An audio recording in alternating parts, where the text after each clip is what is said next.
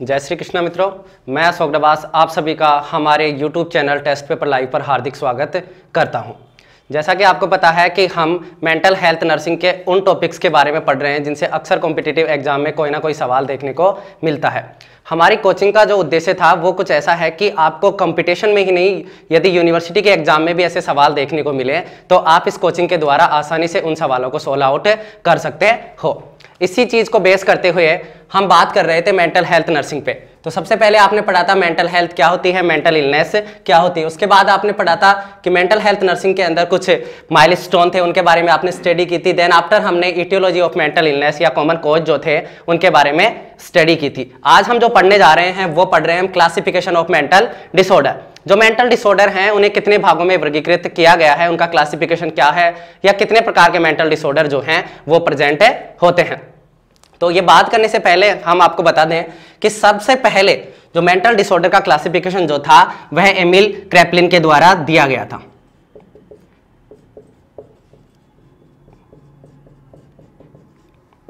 Emil Kraepelin first time describe या classified the mental disorder. Emil Kraepelin के द्वारा सबसे पहले मेंटल डिसऑर्डर को क्लासिफाइड किया गया था। तो एक सवाल तो आपका यहीं से बन जाता है कि सबसे पहले मेंटल डिसऑर्डर का क्लासिफिकेशन किसके द्वारा किया गया। तो आपका जवाब रहेगा एमिल क्रैपलिन के द्वारा सबसे पहले मेंटल डिसऑर्डर का क्लासिफिकेशन किया गया। एट प्रेजेंट टाइम यदि आप देखो तो सारे के सारे मेंटल डिसऑर्डर जो हैं उन्हें आप तीन कैटेगरी के अंदर पढ़ते हो, या तीन तरीके से जो है वह मेंटल डिसऑर्डर को क्लासिफाइड किया गया है। वो जो तीन तरीके जो हैं वो कुछ इस प्रकार हैं। सबसे पहला आप पढ़ते हो ICD-10, सबसे पहला आप पढ़ते हो ICD-10। दूसरा आप पढ़ते हो Indian classification,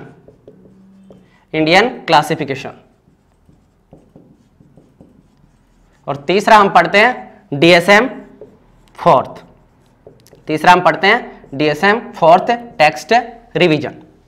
at present time यदि आप देखो कि मेंटल डिसऑर्डर जो हैं उन्हें कितने भागों में या किस प्रकार से वर्गीकृत किया गया है, तो आपके पास तीन चीजें निकल के आती हैं। सबसे पहला ICD-10, इसके द्वारा क्लासिफिकेशन किया गया। दूसरा इंडियन क्लासिफिकेशन, और तीसरा आप देख सकते हो DSM-4 टेक्स्ट रिवीजन। अब हम एक एक के बारे में विस्तृत वर्णन से करेंगे। सबसे पहले हम बात कर लेते हैं ICD-10, Indian international classification of disease. बात करते हैं हम international classification of disease, ICD-10 international classification of disease. ये 10 जो था वो पब्लिश हुआ था 1992 में। ICD-10 जो है वो पब्लिश कब हुआ था? 1992 के अंदर। ICD-10 जो होता है इसका जो पांचवा चैप्टर है, इसका जो पांचवा चैप्टर है, या जिसे आप F से डिनोट करते हो, उसके अंदर सारे के सारे मेंटल डिसऑर्डर को कंसीडर्ड किया गया है। ICD-10 के कौन से चैप्टर के अंदर आपको मेंटल डिसऑर्डर देखने को मिलेंगे? पांचवें चैप्टर के अंदर, या जिसे आप डिनोट कर रहे हो F से। याद रह जाएगा, ICD-10 का पांचवा चैप्टर जो है वह कंसिस्ट है मेंटल डिसऑर्डर से। अब हम बात करें कि मेंटल डिसऑर्डर को जो है वो अल्फा न्यूमेरिक कोड दिया गया है। कैसे रिप्रेजेंट किया गया? अल्फा न्यूमेरिक कोड F00 से लेकर F99। सारे के सारे जो मेंटल डिसऑर्डर हैं उन्हें अल्फा न्यूमेरिकल कोड के द्वारा दिखाया गया है। जो कोड है F00 से लेकर F99 तक आप इसे पढ़ोगे।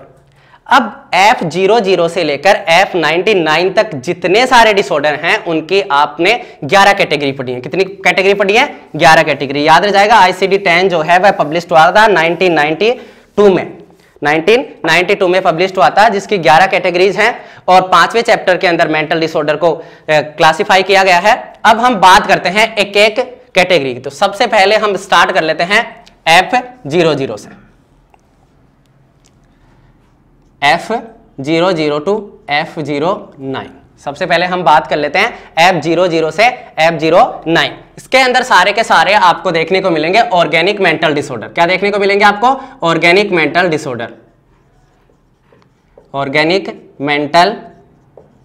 डिसऑर्डर।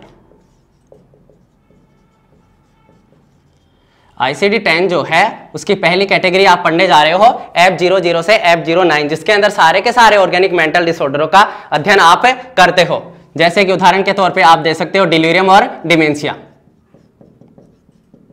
Delirium and dementia. याद रह जाएगा। पहली कैटेगरी F00 से F09 नाम रहेगा ऑर्गेनिक मेंटल डिसऑर्डर। उदाहरण के तौर पे आप बता सकते हो डिलीरियम और डिमेंशिया। अब हम बात करते हैं सेकंड कैटेगरी जो आ रही है F10 से लेकर F19। F10 से लेकर F19 इसके अंदर आप सारे के सारे बिहेवियरल डिसऑर्डर पढ़ते हो। क्या पढ़ते हो? सारे के सारे behavioural disorder. Behavioural disorder,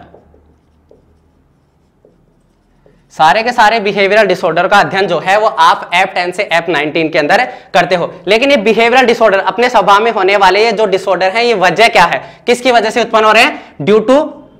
due to psychoactive substance abuse. Psychoactive substance abuse. यदि हम साइकोएक्टिव सब्सटेंस का एब्यूज कर रहे हैं, उसका ज्यादा तरीके से गलत तरीके से प्रयोग कर रहे हैं, उसकी वजह से यदि हमारे बिहेवियर के अंदर कोई भी डिसऑर्डर देखने को मिलता है, वो आप पढ़ोगे F10 to F19। उदाहरण के तौर पे जैसे आपने पढ़ा था एल्कोहलिज्म। यदि आपने शराब पी लिया तो शराब का एब्यूज ज्यादा तरीके से आपने या गलत तरीके से उपयोग किया तो आपके व्यवहार के अंदर क्या देखने को मिलेंगे? कुछ डिसऑर्डर देखने को मिलेंगे, और वो जिस कैटेगरी के अंदर आप पढ़ोगे वो है F10 to F19।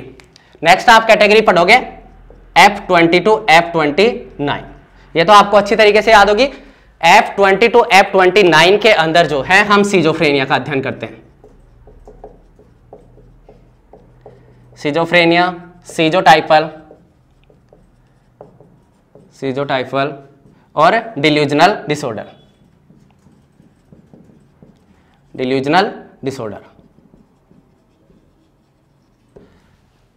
तीसरी जो कैटेगरी होती है उस F20 to F29 उसके अंदर हम अध्ययन करते हैं सिजोफ्रेनिया, सीजोटाइपल और डिल्यूजनल डिसऑर्डर का। नेक्स्ट जो कैटेगरी आएगी वो आएगी F30 to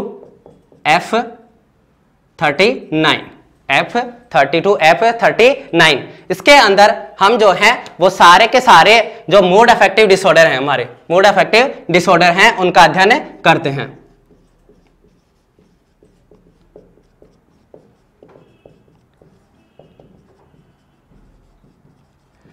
सारे के सारे अपने जो मूड अफेक्टिव डिसऑर्डर हैं उनका अध्ययन हम कौन सी कैटेगरी के अंदर करते हैं?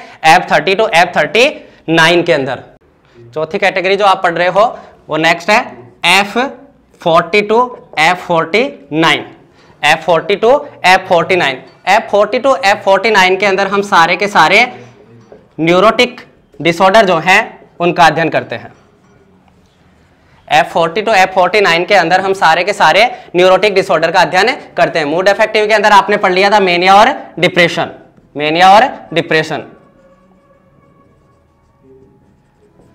और जो न्यूरोटिक डिसऑर्डर हैं उनके अंदर आप पढ़ लेते हो OCD, एंजाइटी वगैरह। आगे हम बात करते हैं F50 to F59 के अंदर भी हम बिहेवियरल डिसऑर्डर का ही अध्ययन करते हैं। F50 to F59 के अंदर भी हम बिहेवियरल डिसऑर्डर का ही अध्ययन करते हैं। ध्यान सिर्फ आपको इतना रखना है कि कैटेगरी जो आपने F10 to F19 पढ़ी थी उसके अंदर बिहेवियरल डिसऑर्डर किसकी वजह से उत्पन्न हो रहे थे? साइकोएक्टिव सब्सटेंस एब्यूज की वजह से उत्पन्न हो रहे थे। और F50 to F59 के अंदर जो बिहेवियरल डिसऑर्डर उत्पन्न हो रहे हैं वो एसोसिएटेड विद फिजियोलॉजिकल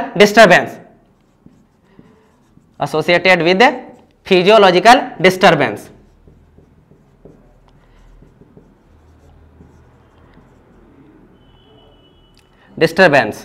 यदि आप में कोई शारीरिक परिवर्तन हो रहा है, फिजियोलॉजिकल डिस्टरबेंस उत्पन्न हो रहा है, उसकी वजह से आपके शरीर में कोई परिवर्तन, व्यवहार में कोई परिवर्तन देखने को मिलते हैं, वो आप पढ़ोगे F50 to F59 के अंदर। जैसे कि सेक्सुअल डिसऑर्डर हो गया, ईटिंग डिसऑर्डर हो गया, आप ज्यादा खा रहे हो कम खा रहे हो, स्लीप डिसऑर्डर हो गया, सो कम रहे हो ज्यादा सो रहे हो, ये सारे डिसऑर्डर जो आप पढ़ोगे वो किसके अंदर पढ़ोगे? F50 to F59 के अंदर। मतलब फिजियोलॉजिकल फैक्टर जो है, अपने शारीरिक कारक जो हैं, उनकी वजह से यदि हमारे स्वभाव में कोई परिवर्तन देखने को मिलेगा तो उसे आप कौन सी कैटेगरी में पढ़ोगे? F50 to F59। Next category जो आप पढ़ोगे F60 to F69। इसके अंदर आप जो है वो सारे के सारे अडल्ट पर्सनैलिटी डिसऑर्डर पढ़ोगे। Adult personality disorder. सारे के सारे अडल्ट पर्सनैलिटी डिसऑर्डर जो हैं वो आप कौन सी कैटेगरी के अंदर पढ़ोगे? F60 to F69। Next category जो आप पढ़ोगे F70 to F79, F70 to F79, इसके अंदर आप पढ़ोगे mental retardation.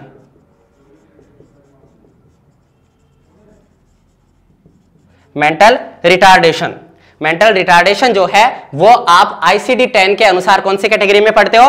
F70 to F79 के अंदर। नेक्स्ट कैटेगरी जो है ICD-10 की वो है F80 to F89, F80 to F89, F80 to F89 जो कैटेगरी है इसके अंदर जो है आप कौन से डिसऑर्डर को बारे में पढ़ते हो? लैंग्वेज डिसऑर्डर जो आपके हैं, लैंग्वेज डिसऑर्डर जो हैं उनके बारे में आप स्टडी, स्पीच और लैंग्वेज डिसऑर्डर जो हैं, speech and language,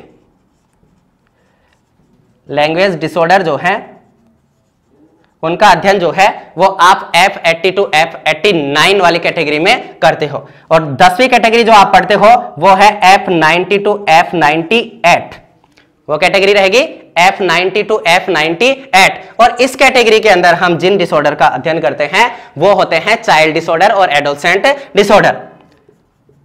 child and adolescence disorder जो हैं उनका अध्ययन आप कौन सी कैटेगरी में करते हो ICD-10 के अनुसार? तो आपका जवाब होना चाहिए F90 to F98 के अंदर। जैसे टिक डिसऑर्डर हो गया, आपका एन्यूरेसिस हो गया, ये सारे डिसऑर्डर जो हैं वो आप पढ़ते हो किसके अंदर? F90 to F98। और लास्ट जो कैटेगरी है 11वीं वो रहेगी F99, जिसके अंदर अनस्पेसिफिक मेंटल डिसऑर्डर का अध्ययन किया जाता है।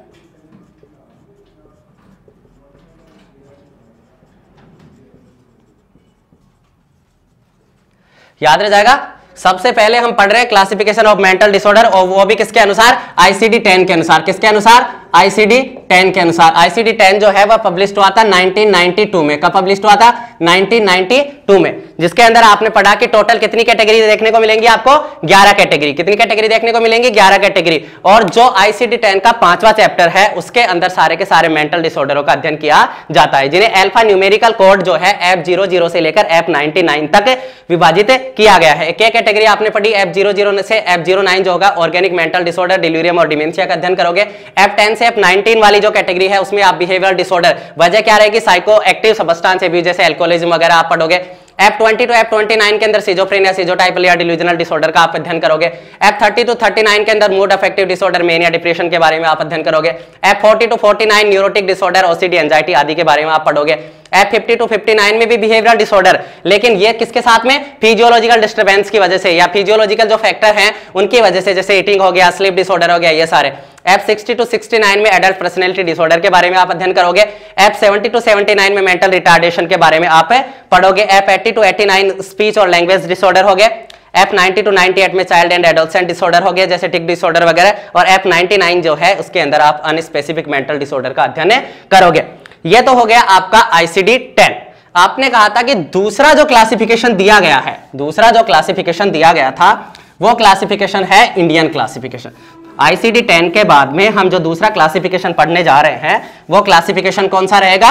Indian classification.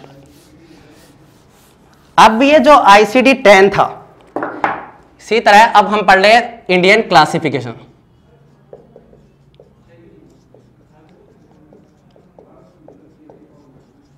Indian classification, Indian classification जो है वो किसके द्वारा दिया गया था? विग, नेकी,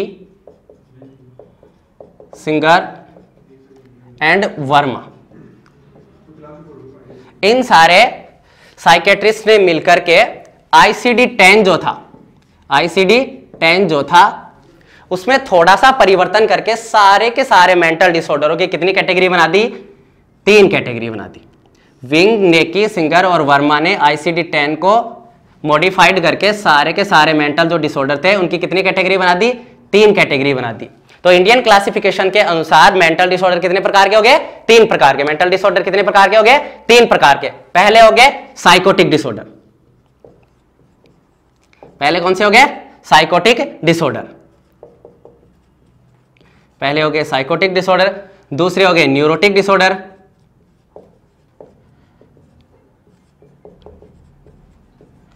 दूसरे हो गए न्यूरोटिक डिसऑर्डर और तीसरे हो गए स्पेशल या अदर। स्पेशल या अदर,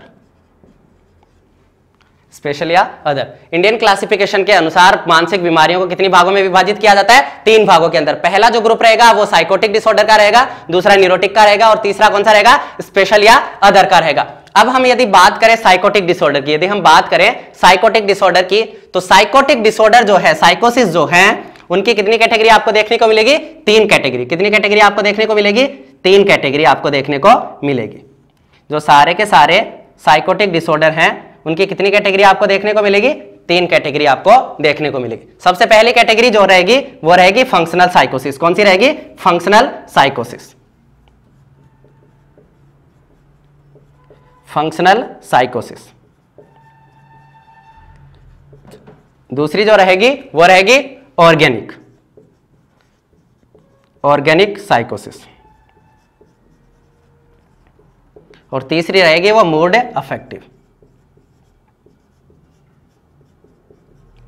याद रह जाएगा, इंडियन क्लासिफिकेशन के अनुसार सारे के सारे मेंटल डिसऑर्डर जो हैं उन्हें 3 वर्गों में या 3 भागों में विभाजित किया जाता है, साइकोटिक डिसऑर्डर, न्यूरोटिक डिसऑर्डर और स्पेशल डिसऑर्डर। साइकोटिक डिसऑर्डर जो हैं उन्हें फिर से 3 भागों में विभाजित किया जाता है। पहला रहेगा फंक्शनल साइकोसिस, दूसरा ऑर्गेनिक साइकोसिस और तीसरा अफेक्टिव साइकोसिस। यदि आप इनके उदाहरण या एग्जांपल पढ़ो तो फंक्शनल साइकोसिस में तो रहेगा सिजोफ्रेनिया, सिजोफ्रेनिया। ऑर्गेनिक साइकोसिस के अंदर रहेगा डिलीरियम और डिमेंशिया, डिलीरियम और डिमेंशिया। और मूड अफेक्टिव के अंदर रहेगा मेनिया और डिप्रेशन, मेनिया और डिप्रेशन। तो सिंपल सा है कि एग्जाम में पूछा जा सकता है कि सिजोफ्रेनिया किस प्रकार का साइकोटिक डिसऑर्डर है। तो देखते ही आपका जवाब होना चाहिए कि सिजोफ्रेनिया जो है वह फंक्शनल साइकोटिक डिसऑर्डर होता है। नेक्स्ट बात करते हैं हम न्यूरोटिक डिसऑर्डर। तो न्यूरोटिक डिसऑर्डर के अंदर भी बहुत सारे डिसऑर्डर आते हैं, जैसे कि एंजाइटी हो गया, फोबिया हो गया, ओसीडी। ये सारे डिसऑर्डर जो हैं वो आप किसके अंदर पढ़ोगे? न्यूरोटिक डिसऑर्डर के अंदर।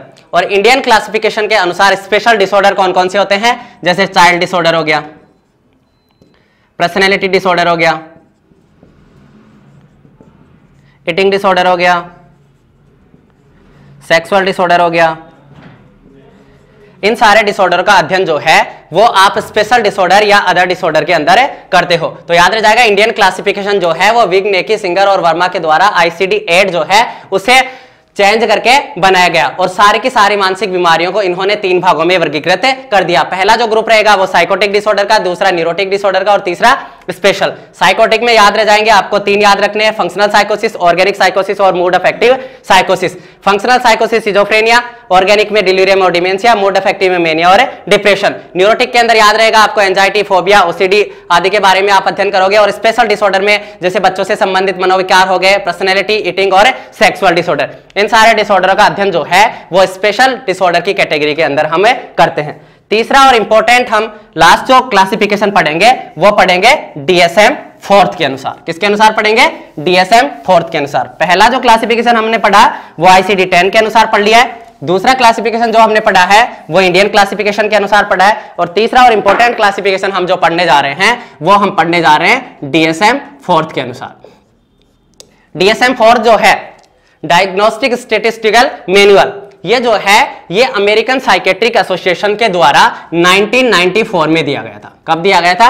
1994 के अंदर दिया गया था। इस क्लासिफिकेशन के अनुसार मानसिक बीमारियां जो हैं उनको क्या बनाया गया है? 5 एक्सिस बनाए गए हैं।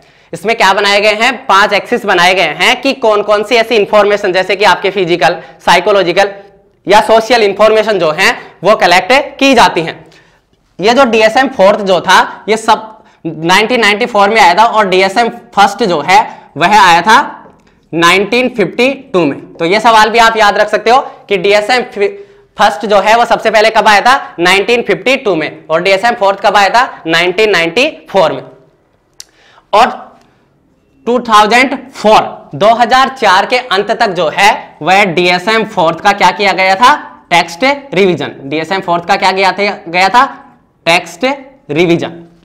याद रह जाएगा, DSM-4 आया था 1994 के अंदर और इसमें थोड़ा सा रिवीजन किया गया फाइनली रिवीजन 2004 के अंदर। तो यहां से भी सवाल बन सकता है कि डीएसएम फोर्थ जो है उसमें टेक्स्ट रिवीजन कब किया गया, तो आपका आंसर होना चाहिए कि 2004।